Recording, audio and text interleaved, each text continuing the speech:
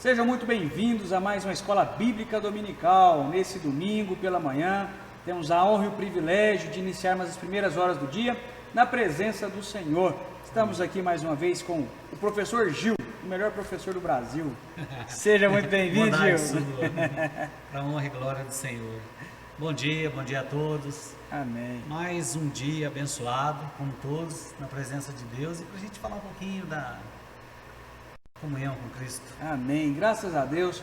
Tem sido um tempo importante, esse tempo que eu e o Gil tem tido nos últimos meses, né? Vamos dizer assim. Sim. Essa pandemia acabou que nos aproximou mais, né, Gil? Na escola dominical, nessas gravações das lives, tem sido um tempo importante também para crescermos, né, a nossa amizade, nosso relacionamento.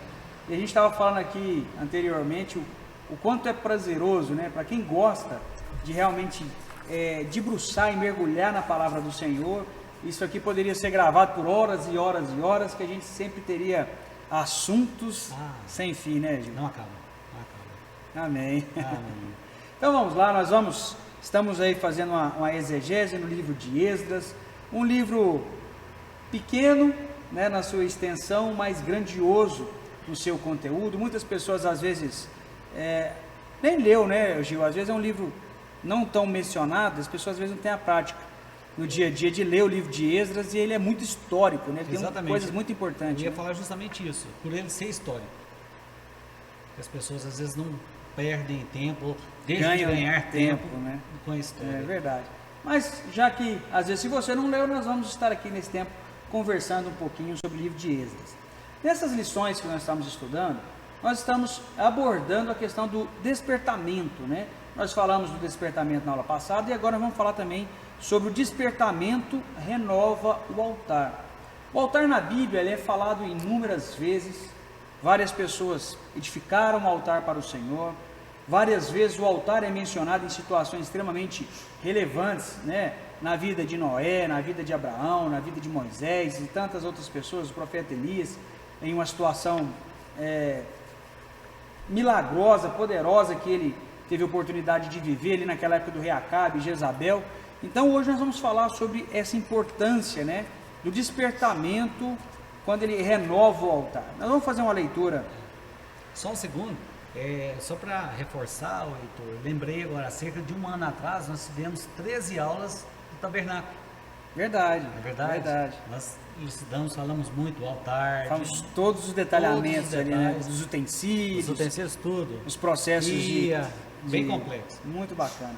Vamos lá, Esdras capítulo 3, versículo 2 ao 5, e depois nós vamos ler do 10 ao 13.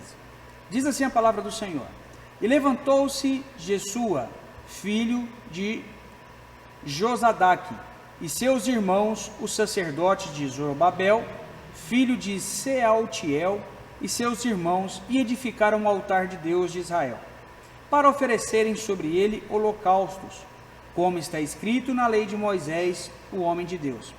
E afirmam o altar sobre as suas bases, porque o terror estava sobre eles, por causa dos povos das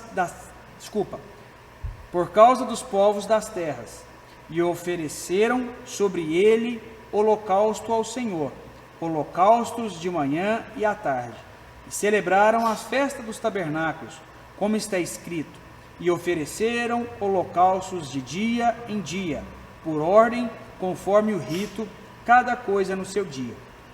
Versículo 5.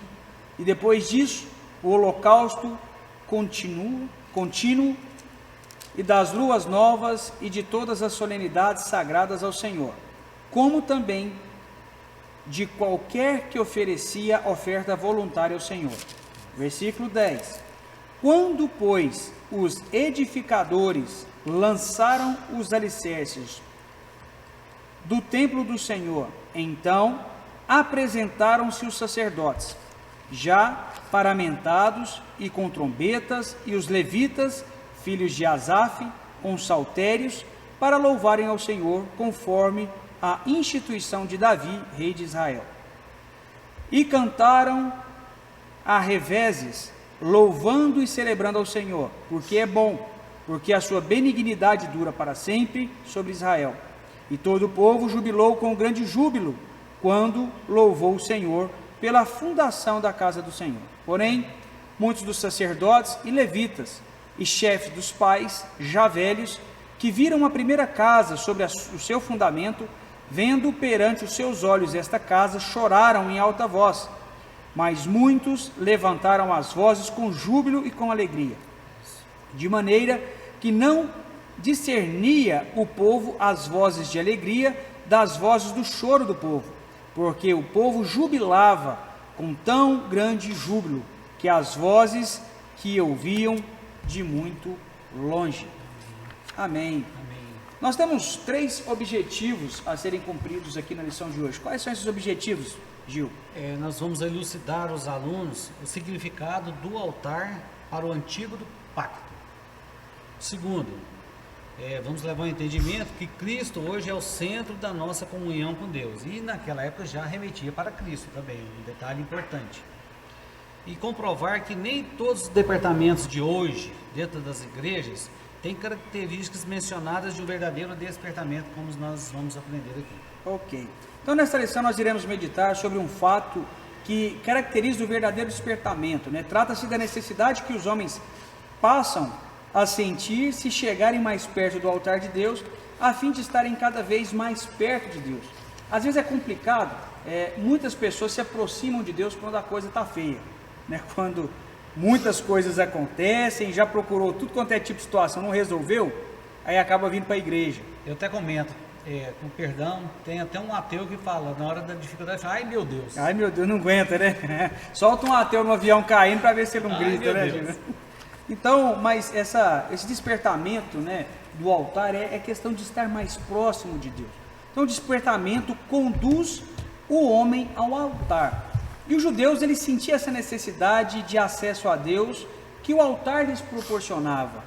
O que você poderia comentar um pouco para a gente, Gil, sobre toda essa cultura, né, do altar, essa necessidade do povo judeu, todas essas características? É o seguinte, a gente tem que entender que, de acordo com a lei mosaica, a expiação pelo pecado, ela era conseguida através da morte de uma vítima sacrificial. E eles usavam o altar para isso. Jesus derramou seu sangue inocente para nos salvar da condenação eterna, condenação eterna. Também é um altar levantado. Só que hoje a gente tem que entender que naquela época eles usavam isso aí, o sacrifício, que nós vamos falar aqui mais para frente. Tem até interessante, que é um lugar santíssimo. O altar era um lugar santíssimo, como hoje é um lugar santíssimo. Nós vamos fazer isso para isso. Era um lugar onde fazia o sacrifício. Nós vamos ver lá em Levítico 4:24, e um lugar para obter perdão.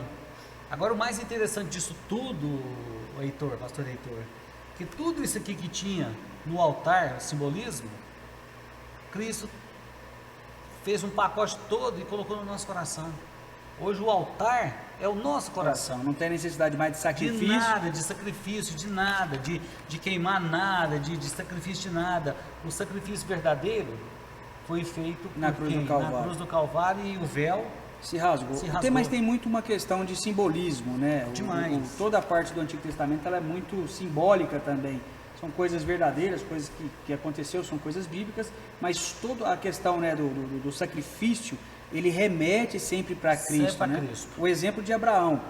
Quando Abraão, né, Deus falou que ele tinha que sacrificar o seu filho, ele vem toda aquela situação que ele prepara o garoto, sobe o monte, né, e o menino calado o tempo todo, e fala, uai papai, né, como é que vai fazer essa situação, né? E quando ele começa aquela situação, Deus fala, Abraão, né, olha para o lado aí que o cordeiro eu já preparei. Então, um detalhe importante, Heitor, é bom a gente mencionar que muitas pessoas, ou poucas pessoas, não vão entrar no número que é complicado, não entendem por que tinha esse sacrifício, que Deus exigia esse sacrifício, que às vezes, igual eu quando me converti lá no passado, eu comecei a ler o Antigo Testamento, eu ficava assim, não, mas é difícil, eu chegava a achar Deus mal, com algumas coisas, e assim, muito cheio de ritos.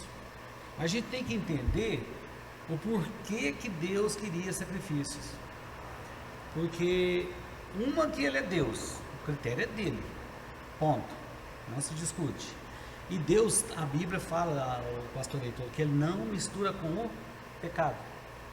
Então, a morte, o sacrifício de um animal inocente, é que limpava a nossa mancha perante Era uma questão Deus. muito mais pedagógica também, né, Exato. de ensinamento. E nos né? aproximava diretamente com Deus. Ele aceitava aquilo ali como expiação para você relacionar com Ele novamente. Então, até para os irmãos entenderem melhor, né, isso fazia muito parte da cultura, do dia a dia deles. Né? Então, eles tinham esse respeito, essa tradição, que o altar era algo muito especial, era algo muito sagrado, era algo muito nobre. Né? Tinha um altar dentro do tabernáculo. Sim. As pessoas se preparavam para levar ali os seus sacrifícios, para serem consumidos ali, como se, né, para os seus pecados serem perdoados. Então isso era muito a tradição, estava muito no sangue deles.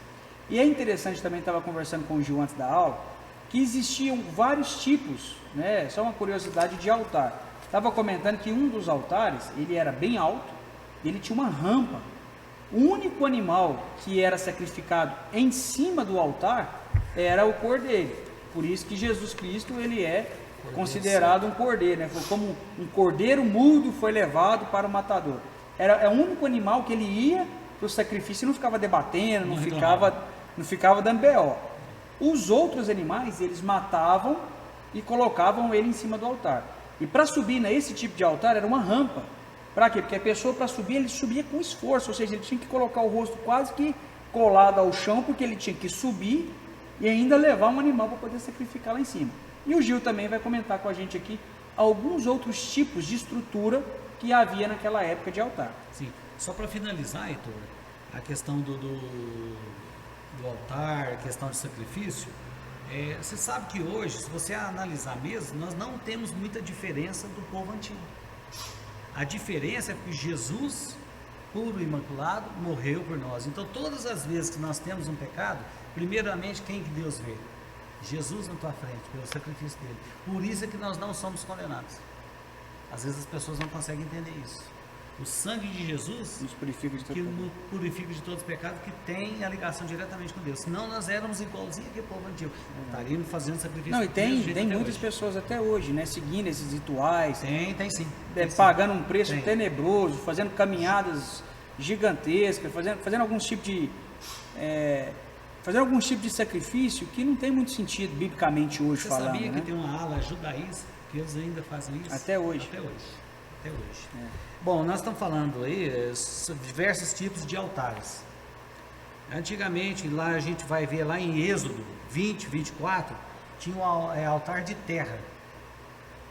Por quê? Porque o pessoal era visto como nômades, peregrinos. Tinha um altar de pedras, também lá em Êxodo 20, 25, que era para consagrar um local para sempre ao Senhor. Aí nós vamos ver até em Jacó, e tantos outros que tiveram. Tem o de madeira também em Êxodo 27, 1, que era para ser carregado para onde eles fossem. Eles no levavam aquela deserto, estrutura. levaram a estrutura. Tem o de bronze banhado em Êxodo 38, de 1 a 2, para suportar o fogo e perdurar eternamente na época. E o de ouro, que é em Êxodo 39, 38, que era para ministrar as orações permanentes diante do Senhor. O ouro significa pureza. Tremendo, né? Se a gente olhar na nossa vida também, a gente vai construindo alguns altares, né? No decorrer da nossa vida. O altar da oração, o altar da comunhão, o altar da leitura da palavra. Todos esses altares, né? Vamos dizer assim, que a gente vai edificando no dia a dia. Isso faz uma diferença muito grande na nossa vida.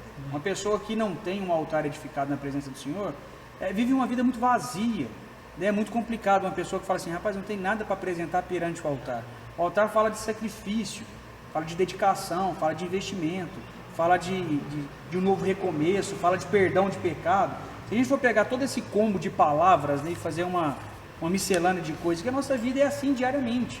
Aí a gente pode tirar uma reflexão, né? O que a gente tem colocado perante o altar, o que a gente tem depositado. Até comentei com o Gil, durante muitos anos, Ana, ela foi para Jerusalém.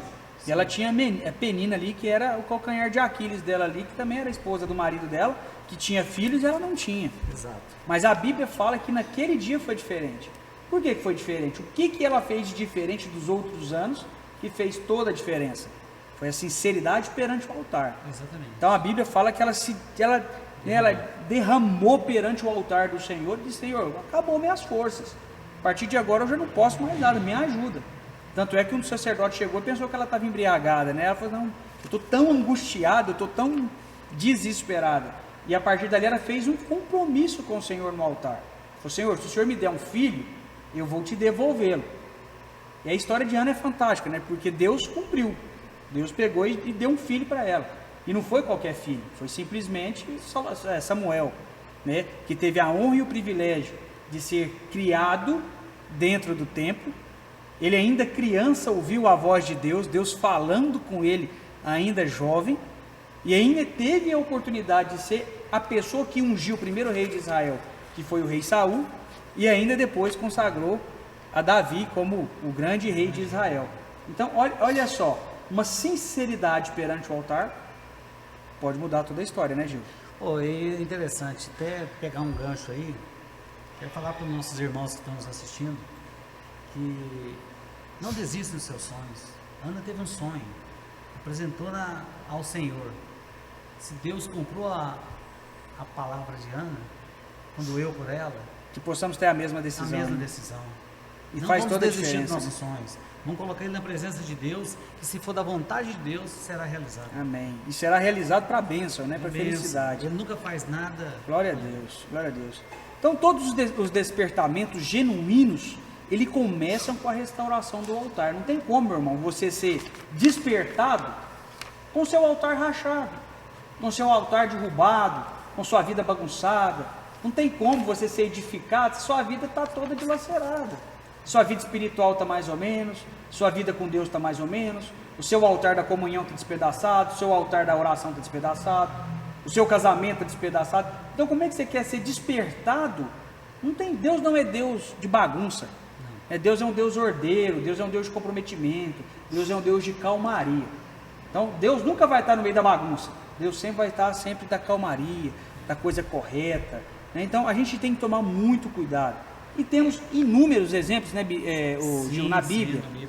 Agora o que a gente tem que entender também, viu, pastor Heitor, você está falando corretamente mesmo, lógico, mas as pessoas têm que entender o que é essa palavra sacrifício. Que a gente fala sacrificar um coração puro ao Senhor. Não é sacrificar de você andar 100 quilômetros. Aí é um sacrifício de tudo. É verdade, né? Exatamente. O que Deus quer de nós? Misericórdia, não holocausto. Eu acho que é muito mais um sacrifício do jeito de viver. De viver. A pessoa tem que entender isso aí, porque senão eles vão começar a fazer promessas. Não é isso. A Bíblia não dá legalidade hora nenhuma sobre isso aí. É verdade.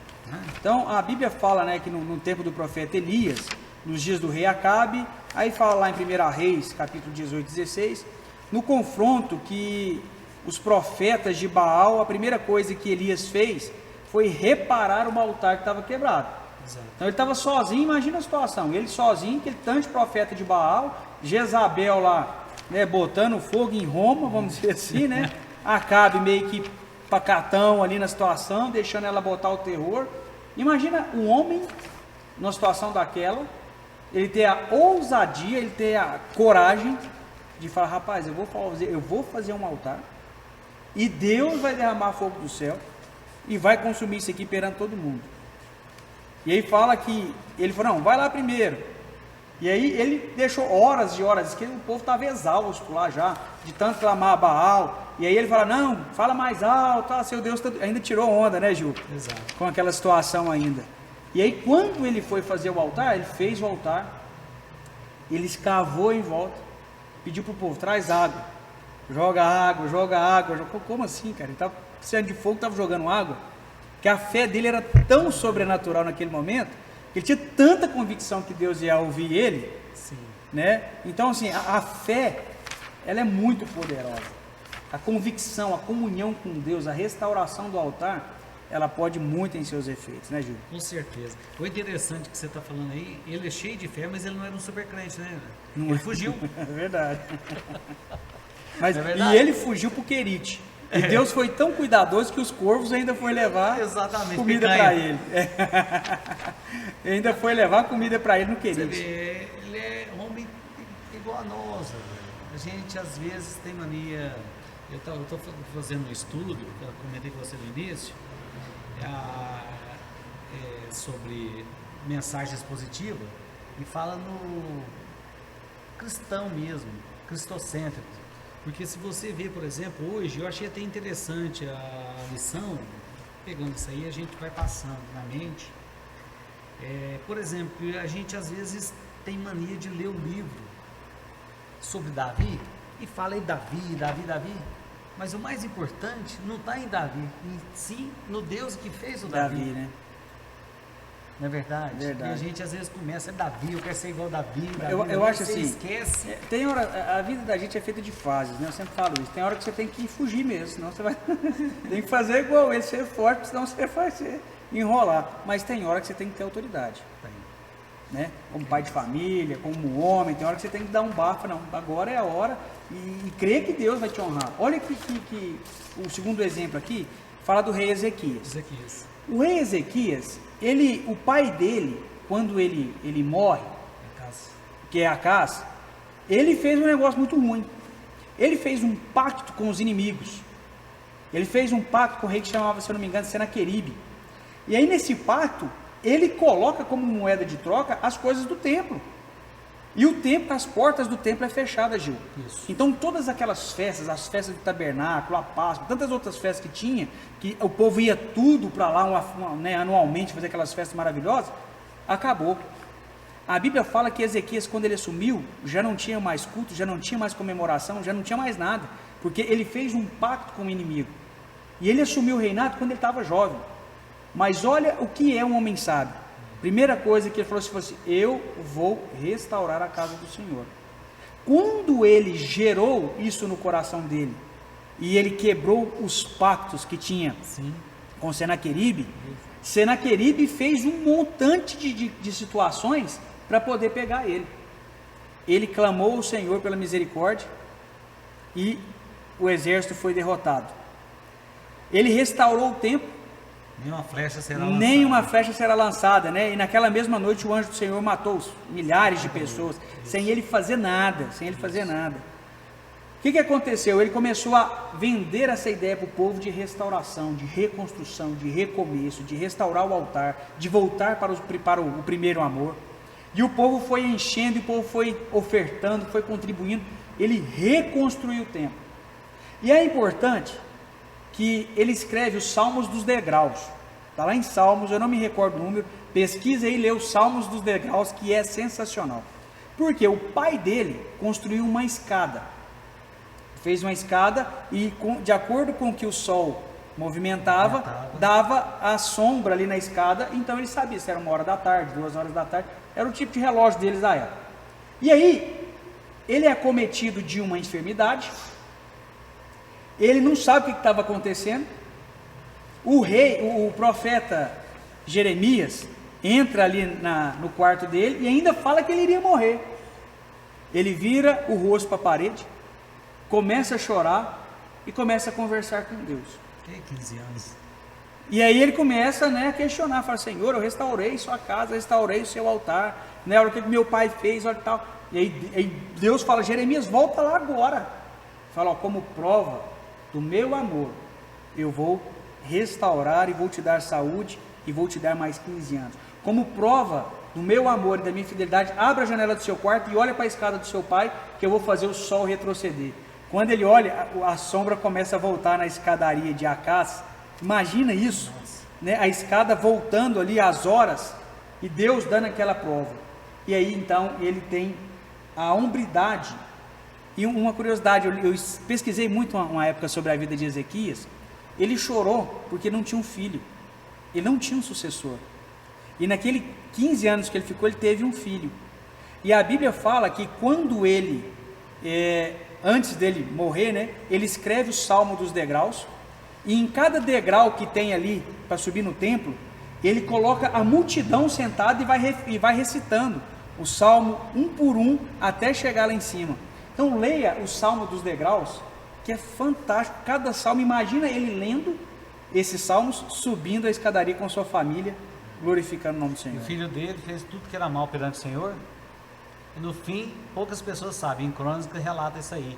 Ele se converteu novamente. Poucas pessoas sabem. É surreal, né? Demais. É surreal. Demais. Então vamos lá para o nosso segundo tópico aqui, ó. Cristo o centro de nossa comunhão com Deus. Isso. No Antigo Testamento, o altar era um ponto central do culto a Deus. No Novo Testamento, o sacrifício de Jesus no Gólgota é o grande acontecimento para o qual o altar apontava profeticamente.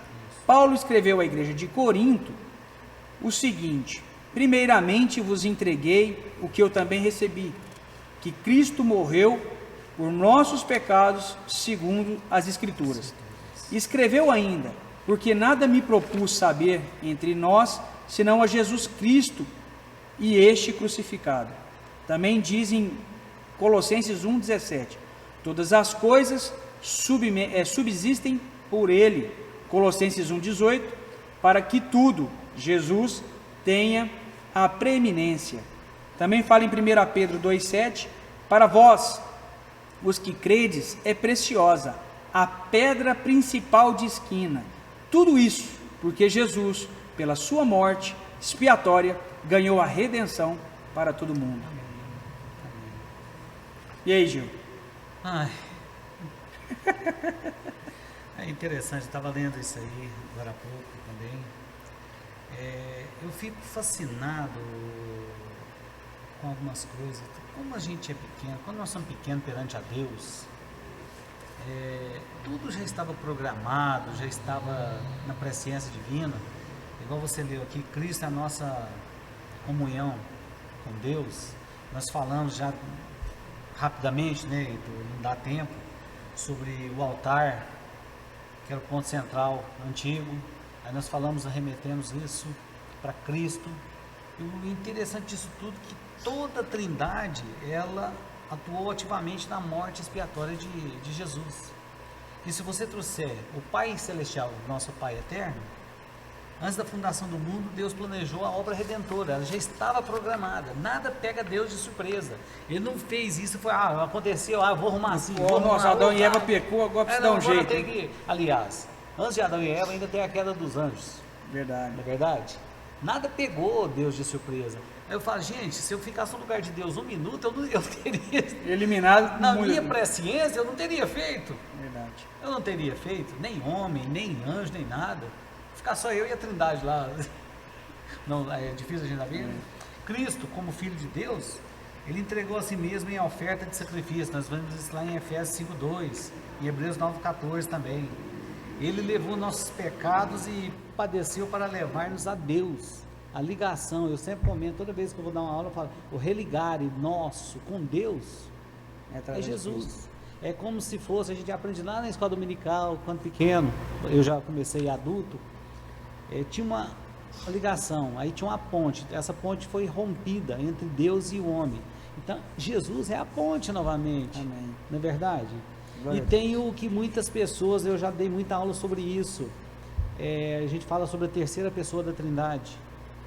Ele não é nem menos e nem mais do que nenhum das trindades. E muitas pessoas deixam o Espírito Santo de lado. É verdade.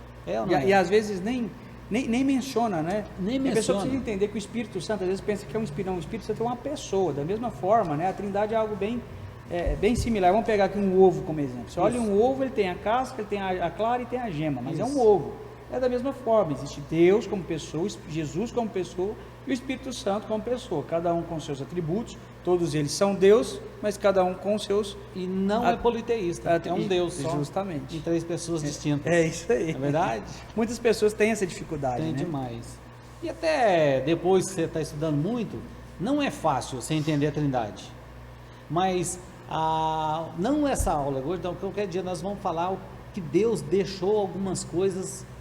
um tato no ser humano. É três, tricotomia, corpo, alma e espírito. Um dia nós vamos falar sobre a numerologia isso. bíblica Numerologia é top, né? Muito top. Aí, igual você falou na aula passada, o 7 também, né? O 7 Espírito de Deus. E tantas outras coisas. É muito profundo. Muito profundo. Muito profundo. Vamos trazer esse estudo que eu tenho certeza que vai agregar bastante na vida dos irmãos. E o Espírito Santo, ele quer pelo despertamento, né? Esse despertamento que é tão necessário nos nossos dias, é mostrar para o homem essa grande vitória de Jesus no Gólgota, né? Acho que o papel muito, muito importante do Espírito Santo é esse convencimento, né? Não depende de mim, não é eu que convenço, não é eu que curo. Tantas pessoas fazem tanta loucura em nome de Deus, né? Assim, fala besteira demais, cria um monte de situação, e não é isso. O mais importante é o simples, O que mais faz o efeito na vida da pessoa é o cristianismo. A pessoa tem que entender, né, o projeto de salvação, por que Jesus morreu, que ele ressuscitou, que ele está vivo, que ele tem um plano redentor para o ser humano, né? Mas quem convence é o Espírito Santo. Então o Espírito Santo ele revela, né, iluminando os olhos do nosso entendimento para que saibamos a grandeza de seu poder sobre nós, que manifestou em Cristo, ressuscitando dos mortos. O Espírito Santo revelou a Pedro que Jesus era Cristo, o Filho de Deus vivo. E o Espírito também ele ensina as profundidades da cruz. Quando Jesus se entrava ali em Emaús, explicava aos seus discípulos o que as Escrituras escreveram sobre a sua morte, e o coração deles arderam naquele momento. Exato. E o Espírito Santo, ele explica o verdadeiro significado da morte de Cristo na cruz, sobre o infinito alcance do brado, está consumado, que vai ecoar por toda a eternidade. É porque ele bradou, está consumado, é porque tudo se consumou, que nós estamos aqui hoje, porque senão não teria nem motivo de estarmos aqui nessa manhã. Verdade. Interessante, né? Eu estava lendo isso aí, nós já aprendemos várias vezes, é repetitivo, né? Fica até... por meio dessa vitória, os principados e potestades satânicos foram despojados e Jesus triunfou sobre eles na cruz. Eu fico até pensando, desde quando Deus precisava de mostrar alguma coisa para provar alguma coisa? Olha que é a grandeza desse Deus. Que ele se submeteu. Pois é, Heitor. Por amor, né? Exato. Por amor. Eu falo, gente, ele não precisava de nada, Heitor. Nada. Abriu mão de toda a sua glória, do seu poder, né? Se fez homem, foi 100% homem, 100% Deus. Exato. Mas para sentir também na pele tudo isso que nós sofremos no dia a dia, né? Então ele nos entende por completo, que ele viveu na pele todas as nossas emoções, os altos e baixos, as emoções, né? Alegria, tristeza, conquista, derrota, fracasso, vitória. Heitor, eu li um livro, é meio ficção, mas não é herético não tem nada a ver isso não. Achei até interessante, como ser ficção, aí o autor trouxe o seguinte, que Satanás chegou para Deus e Deus, conversando com ele lá da queda, tudo, Satanás falou assim, eu quero ver então se você teria condições de criar alguém para te amar incondicionalmente, não ser obrigado, igual a hierarquia angelical. Aí Deus, para confrontar o diabo, vou criar um ser imbecil, com perdão da palavra, ser humano, que vai me amar sem me ver. É forte, hein?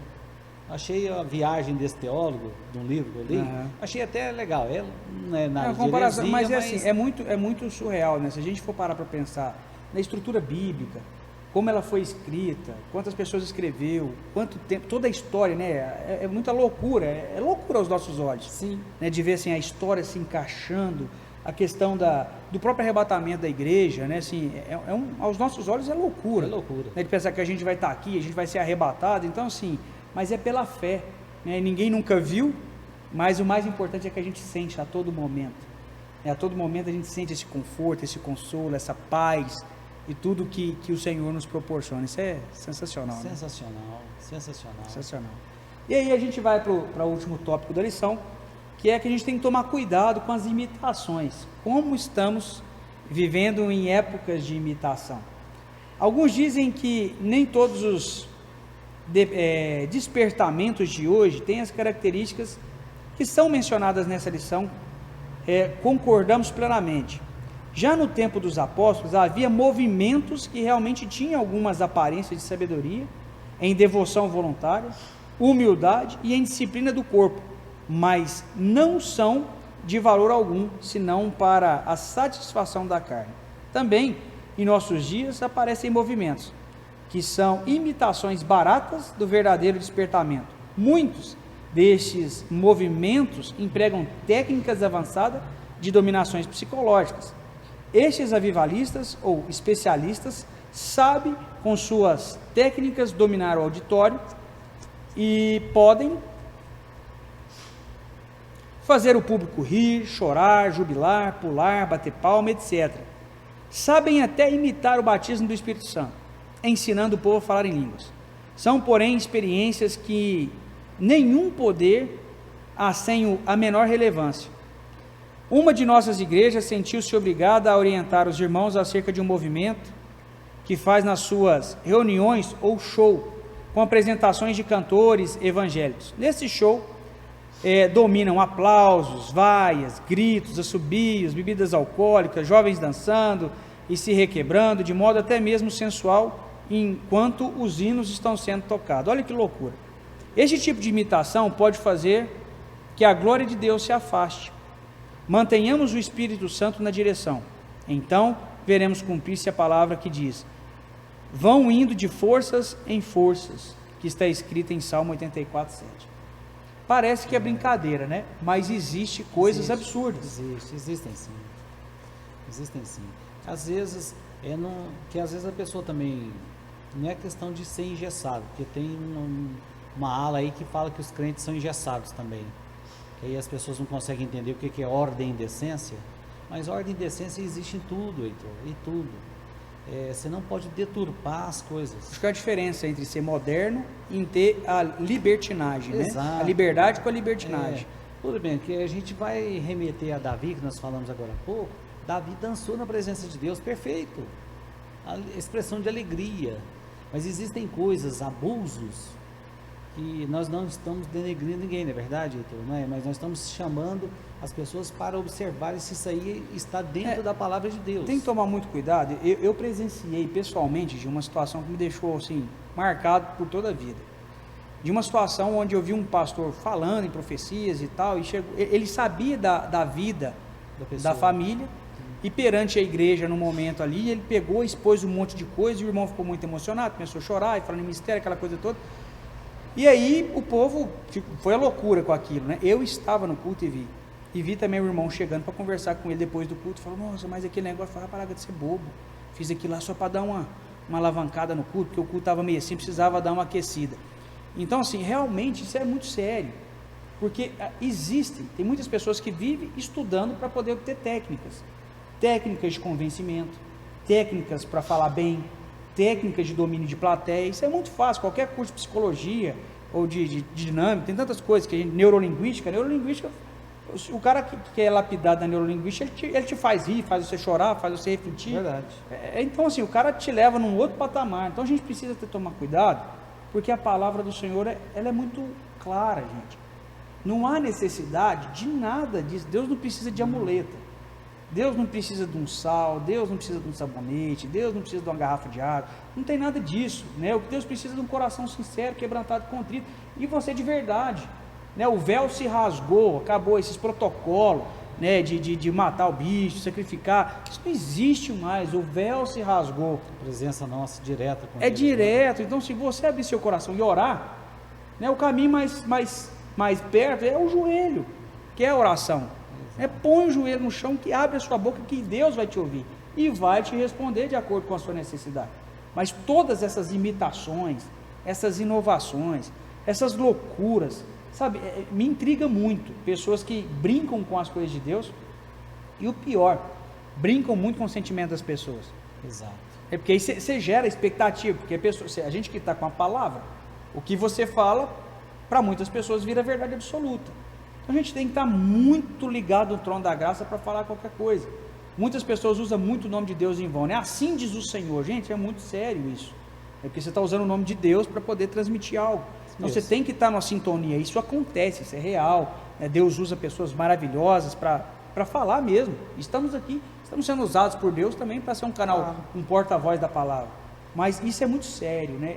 Que esse despertar, ele venha sem através dos shows, né? Não tem problema ter uma boa iluminação, ter um bom telão, isso faz parte, isso é técnica, isso é coisas materiais, que só vem para agregar e dar uma beleza no culto diferente, né?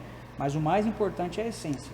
Eu creio fielmente que existem milagres, eu creio em milagres, mas eu não creio em troca por milagres. Aí, falou tudo. Não é verdade? Verdade. Não Deus creio. não é um Deus de barganha. Não é.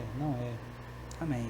Então nós chegamos ao final dessa nossa lição, falando sobre esse despertar, né, do renovar do altar. E a palavra que eu deixo para você, meu irmão, para finalizarmos esse momento tão especial, é que você faça uma reflexão. Como é que está o altar da sua vida? Seu casamento, suas finanças, seu trabalho, sua vida com Deus, tantas tantas coisas, né? Nossa vida, praticamente ela vai girando sempre em torno dessas coisas, né? Exato, Família, trabalho, então, e a gente vai vivendo a sazonalidade das coisas que vai acontecendo. Mas assim, vamos buscar a renovar o nosso altar todos os dias. Precisamos ter força, precisamos ter altivez, coragem, punho forte, sabedoria, a hora de esconder, na hora de aparecer, Verdade. na hora de chamar para a briga, na hora de pôr a cara para bater. Então que Deus nos dê essa sabedoria. Amém. Muito obrigado, Gil, muito obrigado, Giovana, que está nos acompanhando, muito obrigado você que passou esse tempo conosco, e eu gostaria de passar agora a palavra para o Gil, para que ele possa fazer suas considerações finais e também fazer uma oração encerrando essa nossa aula da Escola Bíblica Dominical. Não sei se eu poderia falar agora, que talvez na próxima semana nós estaremos presenciais. Isso aí. Correto? Então eu conto com a presença de todos, e podem ficar tranquilos que nós estamos tomando todas as medidas de acordo com a lei. É importante os irmãos ficarem ligados, porque assim, tá havendo uma grande mudança, né? Toda hora pode ser que muda. Exato. O desejo do nosso coração, hoje, que é dia... Deixa eu só abrir o combozinho aqui. Dia 19, hoje que é dia 19, né, a lei nos permite voltar com os cultos presenciais com um número reduzido de pessoas. O desejo do nosso coração é permanecer desta maneira. Mas fique ligado nas redes sociais, ver o que a prefeitura vai falar, quais são as recomendações do governo de Minas Gerais. Então a igreja ela sempre vai estar adequada ao que tiver acontecendo naquela semana. Se eles permitirem que a gente reabra a igreja, nós vamos voltar. Nós estamos com distanciamento, né? Justamente, a igreja está toda adaptada, com máscara, gel. as cadeiras distanciadas, gel à vontade para os irmãos, a igreja está toda preparada. Exatamente. Então, assim, a previsão para o próximo domingo é que a escola dominical volte a funcionar presencialmente. Exatamente. E que Deus continue nos abençoando sempre. Fazer uma oração final para... Senhor Deus, muito obrigado, Pai, porque o Senhor coloca nas nossas vidas, Senhor, palavras maravilhosas vindo do Teu trono.